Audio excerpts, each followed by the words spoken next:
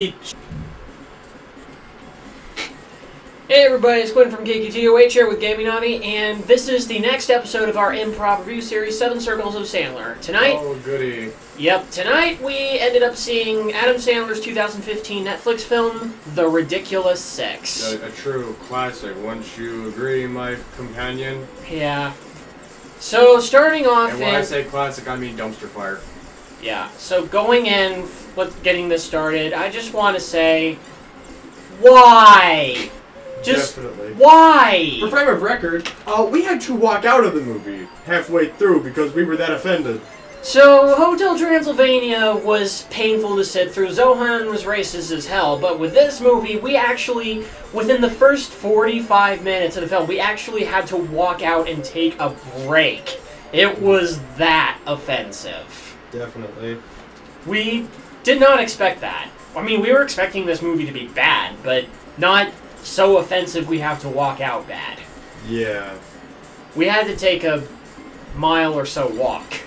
We walked all the way up to Walmart to grab provisions because we didn't know how to deal or comprehend with what we were seeing at the time. So let's start off with the plot. So Adam Sandler plays a character... Apache. He plays a character who was raised by the Native American Apache tribe, and for some reason that gives him these superpowers. Mystical shit, as they say in the movie. Mystical? That was some mystical shit. That was some mystical shit, my friend.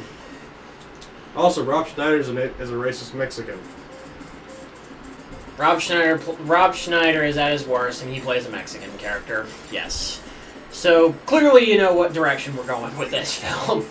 So, plot goes, one day, Tommy's real father shows up at the Apache... You have to explain that Tommy is Sandler's character's actual name. He's raised by the Apache, but that's because, he was found alone and sad in the world. His mom was killed in a gunshot. And then he was found by the Apache and raised. Yeah, and then his dad shows up one day and decides to go, fuck everything, I'm your dad, son. And then he tells him that he's in some sort of financial loss with, what was it, $40,000? $50,000. $50,000. See, that's how much I can't really sync with the film because of just how mind-boggling it was. So his dad owes this amount of money, which is kept in this landmark called the Singing Windmill, I think. This is where he met his mom or something like that. Yeah. So after a night getting to know his dad, he decides after his old gang members show up at the Apache camp and they take him with them. Also, this movie was made by Netflix. Everyone is practically played. You can assume everyone's played by someone you've probably seen in something else. Like one of the main characters is played by Terry Crews. One of the main characters is Rob Schneider, as you would assume. One of the other main characters is Phantom from Zohan, who was in the Transformer movies. It's true. I wish I was lying. There's lots of recognizable people in this movie.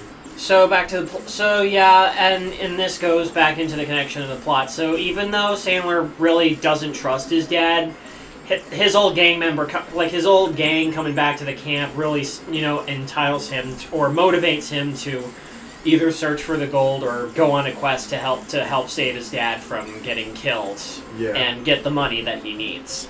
Yep. So along the way along the way he actually realizes that he has 5 brothers. Well, first half one brothers. Is Rob Schneider, because Rob Schneider and Sandler are practically brothers. Yes. And then there is Taylor Lautner from Twilight. He's in the movie. He plays the eye candy in the movie. As in, he's an idiot and is only around for his good looks. They didn't hire him for his brain or acting skills, apparently. They were there for his hot body. Yeah, and he wasn't very smart either. I said he was eye candy. Yeah, my bad. He's a candy doll, that's what he is. Yeah. He has a strong neck, and that's important. Because later in the movie, they're playing this whole heist thing to steal money, and their best idea is to hang Taylor Lautner's character named Lil Pete. And because he has a strong neck, he's able to survive it all and play it off as a joke. Yeah, and just swinging off the lynching rope and singing as a diversion. Just so yeah, he meets his brothers. He meets his brothers along the way, and you know they're ridiculous. They become the ridiculous his dad six. is practically a man whore because he has 6 brothers. None of them know who their dad is, and they all want to think the best of dear old dad. And yeah, that's all sweet and all, but contrived. Good Lord. Yeah, that's another thing that really messed with our minds. Like, first off, as I mentioned, Sandler didn't really have... Like, Sandler only just, you know, met him after all this time, and he was raised by the Apache tribe. Yeah. But, like, there wasn't really enough build-up to build a motivation to go on this quest. So, technically, he could have prevented this movie from happening. Yeah, because, like, when he first talks with the, with Screaming Eagle, the dad, his Apache dad, he's like, hey, I don't trust him. He's like, hey, once in a blue moon, white man can be trusted. Like, 1 in 25. This might be that one time. And then the rest of us, after watching this movie, are saying, no, it wasn't. Yeah. And then Rob Schneider, like, his motivations on seeing their dad, that just didn't make any sense. Like, the obvious stereotype was mind-boggling enough, but then when he also travels around with Laboro, and Laboro can shoot shit from his ass. Yeah, I think that's supposed to be some sort of disease. I don't know, like some sort of gaseous whatever, where he just projectile shits. Yeah, and it plays into a part of the movie later. And at the beginning of the film. Yeah, their first heist where they meet brother number 3. I mean, the Little Pete was the second. Pete, the Taylor Lautner character. They're trying to rob a bank, and the bank guy is trying to push the donkey out of the bank. And then, as they're being chased out of the bank, the donkey then shits all over the bank owner. Yeah. Well, which was gross enough. And unnecessary. Completely unnecessary. I mean, wasn't that the part where we had to walk out? About that point. Actually, no, it was a little bit later. I think we had just met brother number 4. The one who talks and grunts. Oh, Herm is played by the guy who was Curly in Lost. I haven't seen Lost yet, but I haven't either. I just know from a previous review that he is the character's name is Herlihy. Well, the Lost character, I mean. Yeah. We don't really know Lost. That's just our best way we can reference the character. Yeah, so another big name character. And then after that, they go down to another town, and then so that makes 4 of them, yeah. They meet their next 2 brothers, where they then discover that where they go to a bar where this guy keeps trying to ask owner of the saloon, hey, do you know where I can find this guy who was the dad of the other characters? It's like, I just need to talk to him. And then they ask him, like, hey, why do you talk to him so bad? He's my dad. And then Santa's like, raise your hand if your dad is this name here. I don't remember. And everyone, including the piano guy, who wasn't even part of the conversation, raised their hand. He's like, I think our dad might have been fooling around. No, he didn't say that, but that would have been funny if he did. It would have. Also, for some reason, throughout the entire movie, Terry Crews doesn't realize he's black. Why they even need to make that a joke is beyond me. Like it's Terry Crews is, really proud to be black. Why did he accept this role? Why was he even in this movie? Like, he's a good, person. But, too good for this kind of movie. I don't get it, dude. It's stupid. And it gets worse. Yeah, that's the whole theme for this movie. Just, it doesn't make any sense. Like, the Ridiculous Six is basically this alternate universe where nothing makes sense and all the rules. The question they'll be asking me about the entire movie is why. Just why? Why in the ever-loving fuck? And that brings us to our 7 circles of Sandler for the Ridiculous Six. Oh, I'm not happy. Neither am I. But we don't have a choice in the matter, do we? Nope. We gotta give our audience what they're looking for. This screen flickering. So yeah, let me pause so we can read the first sin. Well, we can probably say there's no homophobia or product placement. Yeah. Although it would have been very surprising if they managed to shoehorn product placement into a movie in the Wild West set in the past. In the 1800s or whenever it was. Next one we got is celebrity cameos, and this one is annoying as fuck. We Level have 2. Ice-T playing Mark Twain. Yeah. David Spade playing Captain General Custer. General Custer. And then out of nowhere we have Steve Buscemi as a barber, doctor guy. And there's this really gross scene of them all. What? That's for the lowbrow humor bit. Oh. Yeah. But yeah, we'll explain that in a little bit, but prepare to hear this really gross shit soon. Yes. So then the other celebrities that we had David Spade and Vanilla Ice, but we also had what's his name, John Lovitz. He played a role towards the end of the film.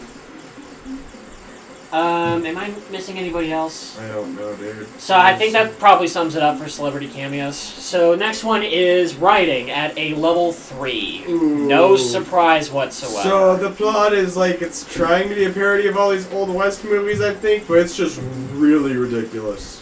Like, you'll be asking why, and while you think you want an answer, the truth is, you don't. No. You do not want to know how some of these scenes could have happened, or what made them think this was going to be a good idea. The worst thing you can get from this is an answer at this Nostalgia point. Critic said best in this review of The Spirit. The worst thing you can get in this scenario is an answer. It's really, really, really bad.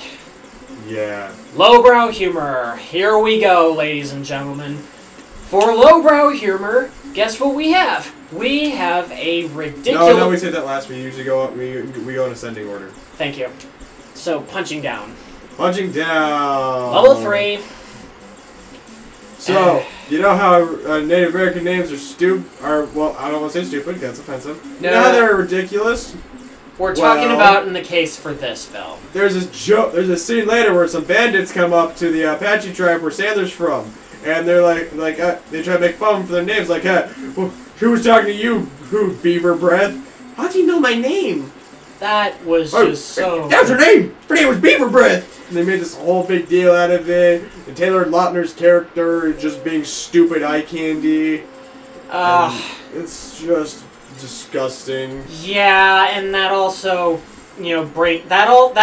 this particular circle ties us into the next one, the stereotypes. So all of the treatment of the Apache tribe and the Native Americans, fuck. So Sandler's fiance is called Smoking Fox. His also, did we forget to mention that Sandler's wife was in this movie? Yeah, I was just about to say. She plays an Indian Native American named Where's No Bra? Not Where's Bra, whatever it was. But yeah, that was Sandler's real-life wife. And she has this whole scene about how she had a dream about White Knife, and be like, you are very naughty. Very naughty. And it's super racist. Yeah, with the spoonerisms and everything. So the other names, like Screaming Eagle, like, kind of get it, but as someone who's been taking Native American Studies classes, that is just super, super racist. But see, that's the problem. Like, it's horrible. And the worst part about it is that this was 2015. You know, we've already had so many years, decades, worth of problems in history. The Trail of, because come on, the Trail of Tears, the boarding schools, Peter Pan, the Washington Redskins. Here's my reaction. 2015, and we're still making fun of Native Americans, people? Seriously? And here's the other thing, too. This movie actually got seriously panned and spawned a controversy on that same year. A bunch of Native American actors and extras actually walked off set because of how offensive and racist this thing was. And good on them. They at least walked out. Yeah, and see, the Happy Madison team, they actually, in an interview, they actually tried to defend, saying, hey, we're actually satirizing racism. We're satirizing, the old American West. Sorry. But how they treat it just doesn't really sound like they're being satirical. Yeah, it was horrible. It was like... I don't think it was those... I don't know. A part of me wants to say... the base debate is, what was worse, this or Zohan? Yeah, that was the question that we were walking into the Ridiculous Six based on, because Zohan was obviously super racist, as we said in the last video. Like, they would stop at nothing just because to make it was all racist didn't mean that it was the ultimate case of racism. It was very open to the idea of it being worse. Yeah, and just talking about it doesn't automatically make it satire. Yeah, but I think this one might just be on par. But hold on. That's not for this Discover, that's up for our next sin, where we have lowbrow humor and stereotypes with a whopping ridiculous 16. Because they're bad. But not as bad as Zohan, but still really trash. What the fuck did you do? I didn't do anything. It's a glitch. The ROMs. Okay, well... Yeah, the NES Classic is having an issue with the TV, apparently. We can still see it all up there on... Yeah, that's just yeah. I don't know what happened, but what... The heck? I'm sorry. The Ridiculous Six was just really... This Ridiculous Six was just so mind-fucking. I'm kind of trying to recover the brain. So, what was this? Okay. I'm sorry, no, No, it's good. TV cable's like, someone's up with this. Yeah, what the heck just happened? Oh. I'm gonna try and change games then. That worked. Let's back. We're back. Okay, so what was the sin you just said? I know I should have known this, but... Sorry, what was the circle? We are discussing lowbrow humor and stereotypes because they both play into each other. Which, we just talked about the whole Native American issue with the Apache Yeah, but it tribe. got worse because there's all the things that Rob Schneider says. His spoonerisms. How they view all the other characters. It's just bad. They're not handling it with satire, with the slightest idea of what satire is, and they... Also, the John Wilkes Booth gag. Yeah, one of the brothers was supposed to be Abraham Lincoln's bodyguard on the night of his assassination, but he had to leave to go take a shit. And then he directed him to President Lincoln's booth because, like, wow, you're a famous actor, right? I'm a big fan. And the president be real surprised he's down the hallway. Hey, last door on the left. He'll be so proud. Bang, and he's sitting on the toilet taking a shit. And then shots fired, literally. Yeah. Yeah, it was bad. Bad's an understatement right now. And also, that character dies, and on his deathbed, he sees Abe Lincoln on his deathbed. Well, yeah, and he views it's okay because, he's dying for saving someone's life, and he reconciles. In his life, But there he fucked up in letting someone die, but... Yeah, but there was literally... But then, suddenly, Rob Schneider's donkey, Bourville, appears in as Mrs. Lincoln for some reason. There was really no reason to justify that. What the fuck? Yeah, it was just really dumb. There is a lot of really, really, really, really, really, really dumb things. Like, no words can truly describe just how racist some of this was. Yeah, and like I said, just the whole premise doesn't make sense at all.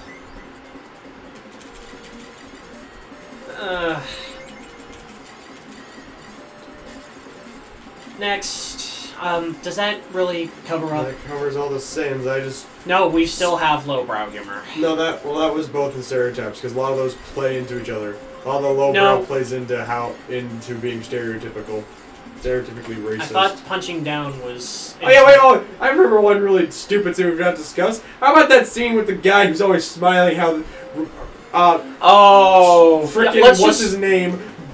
Mexican guy, I forgot his name. Ramon, played by, what's his name? Rob Schneider. How he hits his head off with a shovel and, oh crap, I'm dead. The SNES Classic's fucking up. Fuck, okay. But he knocks off the head of a guy, not since we're shooting. Yeah. On the Punisher. But since it's all that, they decide, oh, it'll be funny if he shoots up, in an attempt to knock him out, he hits his head off, and then, for no inexplicable reason, the body keeps shooting. In multiple directions. In multiple directions, despite being dead. Yeah, and he kept standing there as he was shooting, too. Like, you think he would. And his head's still smiling, and Steve Buscemi, the bartender, has it, and... Oh, wait, there's another scene we forgot to discuss involving Steve Buscemi. Okay, here's where the lowbrow humor really comes in. Yeah, so there is a scene where they're like, Steve Buscemi, I don't know what he is. Is he a doctor? Is he a barber? What was he? Yeah, he looks like a doctor mostly, but yeah, this sets up the stage for one of the beginning premises where the brothers have to go steal a gold nugget. Yeah. So that's like the gold nugget of the saloon, so they can recoup some money for their dad. Yeah. And so from there, they're sitting in kind of like in what looks like a barber's seat, and Steve Buscemi's talking about how the gold nugget is there, and nobody has attempted to steal it. Yeah. And then that's where he starts putting, like, he looks at he looks at the big brother. Looks at and puts on this ointment, and Like then the rash. same ointment on his hand. He then puts that on Rob Schneider's face. Yeah, but the rash was on like his genitalia area Yeah. before he puts it on Rob Schneider. And so after touching Rob Schneider's face with genitalia ointment, he then takes that hand, which has now touched Rob Schneider, genitals and ointment, and shoves it up the donkey's ass. And then, that wasn't gross enough, he pulled out a tooth from Taylor Lautner earlier, and he now puts his hand, which must remind you, had ointment, which touched genitals, which touched Rob Schneider. Which touched a donkey's ass. And now he puts that inside Taylor Lautner's mouth. And then he asks Sandler, "You want some?" And then the doctor ends up putting it on his lips as lip balm. Yeah, because that wasn't totally gross. And a total waste of time too. Like if you're trying to advance the plot of stealing the gold nugget, I get it, but there was really no reason for this. And then later with that guy we were talking about who got decapitated, Steve Buscemi held onto the head in like an icebox or something, and then tries to stick the head back on with ointment to the body. And it was just dumb. Like, he's dead. You don't have to worry about that anymore. He's been dead for hours. There's no coming back from that. But he tries his best anyways. I mean, that's all we can do, right? Give him props for trying. Props! I want to die. Ugh. And then there's those guys and then there's the original protagonist, the Left Eye. See, we care that little. Gang. The Left Eye Gang. And how their whole shtick is that they all gouge out their left eyes to be intimidating. And they bring out this one guy whose right eye is blind, and he's like, "Oh, I could just gouge out my right eye. I mean, that one's already bad." Like, no, it has to be the left eye. That's how this gang works. Just like, oh, okay. That just makes him blind. Yeah, it just blinds him. And then he finds out later, no, none of them are actually blind. They just tricked him into doing it. Okay, I won't play Tetris. I don't give a fuck. No, it's okay. This movie at this point. Yeah, and get this though, they don't actually show it. They cut to a shadow, they cut to his shadow, the shadow of him gouging his own eye out, and we had to see that shadow, and even just from that perspective, it was very graphic. Yeah. We had to turn away. It was bad. Uh, And also, the whole scene of him finding out happens during the middle of a gunfight. So there was no reason for him to find out at that specific time. But they did it because it was funny. Question mark? I don't get it. I but don't apparently either. they thought it was comedy gold or some shit. I hear they need to cut down profanities, but I can't help it with this movie. No. What was that? I don't know. I just don't know. ridiculous. That much I can say. That's this movie in a nutshell, dude. It's ridiculous. Ridiculous good, ridiculous. Is it ridiculous good, ridiculous bad? It's just ridiculous. That was mystical shit. Yeah, that's another thing they say throughout all the movie, because Sandler's always doing this racist-ass bullshit of mystical, whole Apache Native American stuff. Like, he turns into a tumbleweed! Yeah, the power, like, the whole idea of him having these superpowers. I mean, while it was cool to watch, it reminded me of the Zohan action Yeah, it scenes from reminded us a Zohan. lot of Zohan, actually. But why? Just, like, being Native American doesn't automatically, you know, give you this, you know, stuff. I mean, there's using your mind and, you know, channeling your energies. Yeah. You know, like, channeling your mind to use all the other, you know, senses, all the other 6 senses. I mean, that makes sense, but just the way they're presented it at the beginning of the film. Herm tries to turn into a tumbleweed as well. Like, at the beginning, he tosses the bag of flour into the sky, and then he rushes to them in his fingers before doing a kick, and then speed running back. In the beginning, that was funny. We got a cheap gag out of that one about how we would have liked to have seen that one in full action, but the Zohan wouldn't let us. We had a fun gag about that, but later, in hindsight, we really wish we could have seen that. That would have been funny, I think. Yeah, but then later on, later on when they're interrogating all the SNL cameos, like, he turns into a tumbleweed to get past. It's like, what? Why a tumbleweed? That's my biggest question right now. Why did they feel a tumbleweed would have been funny? I mean, unsuspecting because they're in the Wild West? Probably.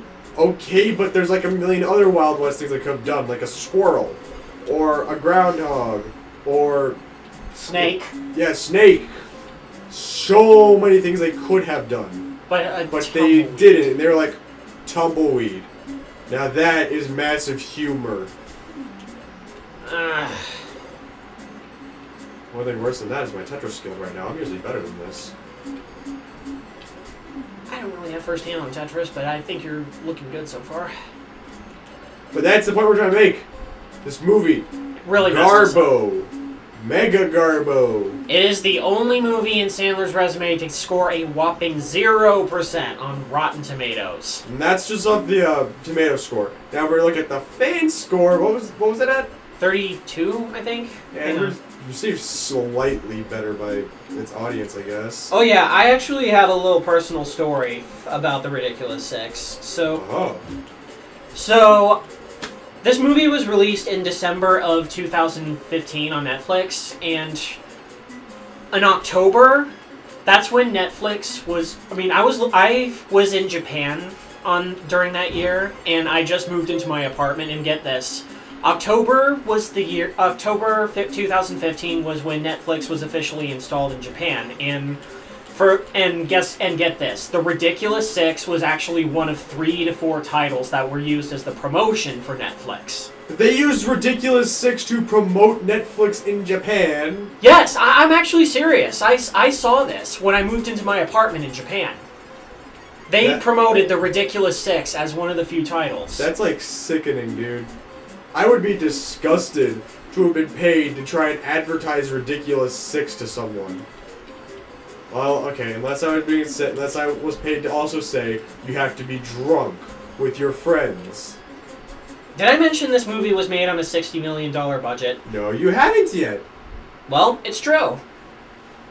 Goody! $60 million, and it still remains one of the biggest bombs, if not the biggest, in Netflix history. Fun! But the biggest thing that came out of the mass media was its controversial treatment of the Apache tribe and Native Americans as a whole. Yep, and how the Apache were not happy and walked out on set. Yep, I mean, it was so bad they actually did have to walk off set. Did we also forget to mention all the modern things that were going on? Oh my god. Okay, so Mark Twain dancing. Yeah, that just there was actually scenes in there that just really did not work. Like, they broke the immersion. Okay, so the first one I've noticed was at the beginning where Screaming Eagle suggested that they take another one of their Native Americans with them. It's like, hey, oh, you're gonna take a wild bear. He can imitate the white man good. Hey man, why don't we just scratch our bellies and eat some potato chips? That's good. It's like, my mind, I'm like, why? How do you guys know what potato chips are? I don't think those were invented yet. Yeah, and then so then in the SNL, what I'm just gonna refer to as the SNL cameo scene. Vanilla Ice plays Mark Twain, and David Spade plays Colonel Custer. General Custer. General Custer, yeah. For some reason. Yeah, and the body movements that Vanilla Ice makes as Mark Twain, they were just so very modern-esque, like 2000s. It's like, why is this in the movie? This is the 1800s Wild West. You know, my biggest question, you know, like, a little off topic, you know, what confuses me? What if Chris Farley was in that scene? Chris Farley? Yeah. Do we? I don't even want to imagine what, like, a part of me wonders, could Chris Farley have saved that? I don't think he could have, but it's at the same time, like, SNL cast members, I think of Chris Farley, and that's why I'm bringing this up. Yeah, I mean, if you match, if he were still alive, he probably would have been in that scene if they provided the casting. They would have done a lot of things because Sandler would have asked him.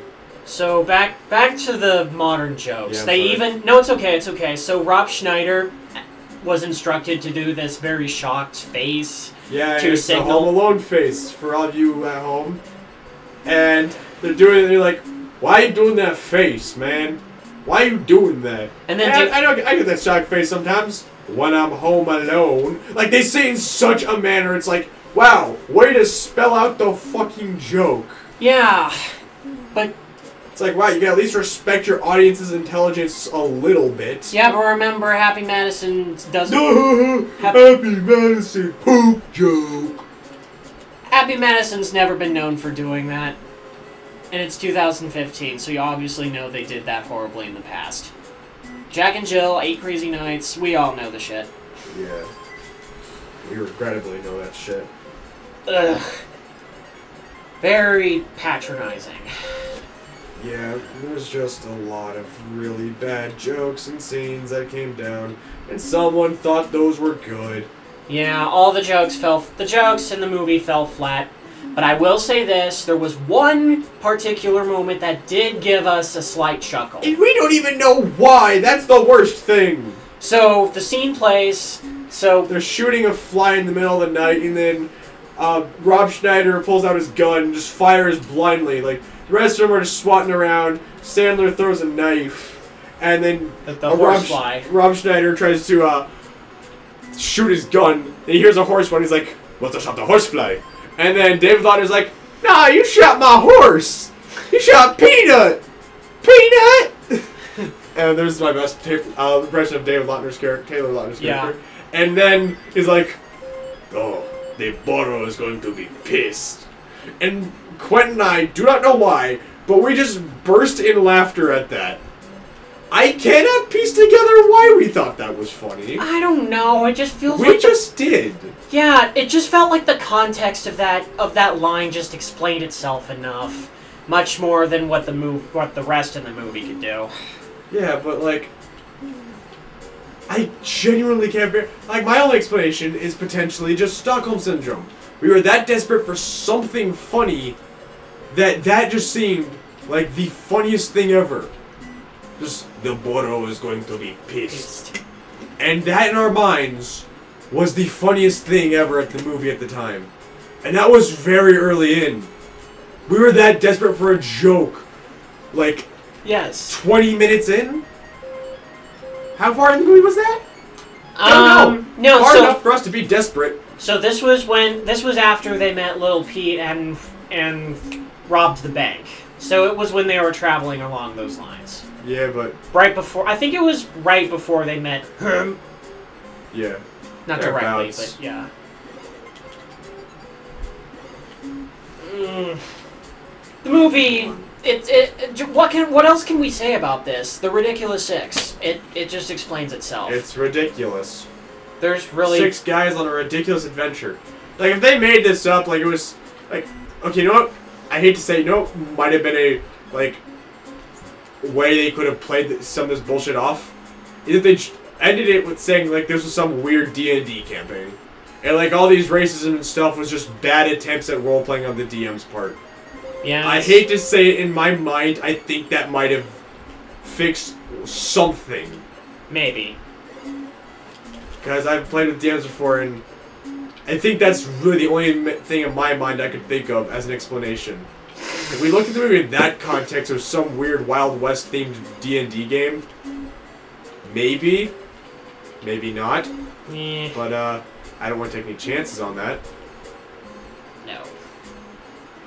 So, what's our verdict? We actually started watching this movie on the question, is this more offensive and racist than You Don't Mess with the Zohan? I don't know. Like, a part of me wants to say yes, but at the same time, a part of me also found Zohan to be just more racist because Zohan had one thing that kept us going was some of the ridiculous action that would go through the movie. Yeah. But when Zohan was doing the action, it was funny. Yeah, but see, kind of like in the Ridiculous Six, there were just constant amount of racist stereotypes about Middle Eastern people. Except here, we were able to overlook some of that because we were distracted by action. Zohan couldn't. So part of me wants to say Zohan is the worst of the two. Is it the most racist, or is it the most offensive? That just feels weird. I feel like it's either of those, because I think both of them in this case mean the same thing, because a lot of them are kind of known for their racism. Yes. Neither of them were made on the realization or on the understanding of the concept for satire. Uh-huh. And Zohan was made during a time where it was okay to make fun of that subject matter? Yeah. I mean, obviously it was still offensive and, can really offend a lot of people.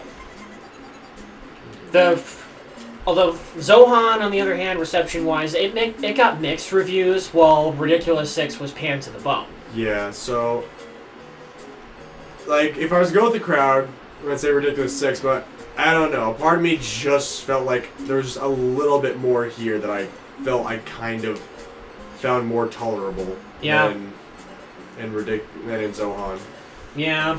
Zohan, actually, like, on a personal note, I did feel a lot more mental pain from Zohan because of all the excessive racism. Like, unlike Zohan, we had to walk out, but for me, that was because I'd seen Zohan before. Yeah. And this one just took us by surprise. Yeah. Also, speaking of Zohan, did we mention what was cut from Zohan? Because we watched the uncut version. 4 minutes of film. Only 4 freaking minutes of the film. And they're like really pointless scenes.